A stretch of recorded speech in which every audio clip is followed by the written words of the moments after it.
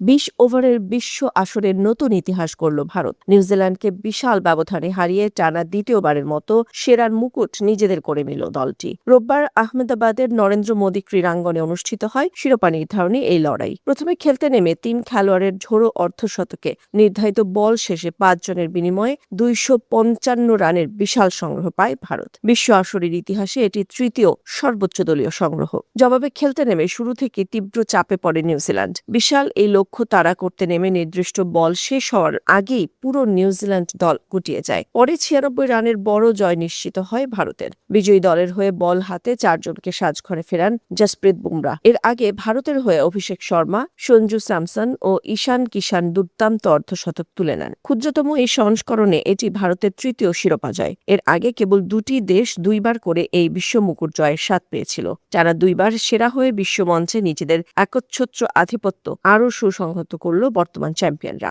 বড় মঞ্চে এমন দাপুটে বিজয় নিঃসন্দেহে দেশটির ক্রীড়াঙ্গনে নতুন প্রজন্মের জন্য এক বিশাল অনুপ্রেরণা হয়ে থাকবে।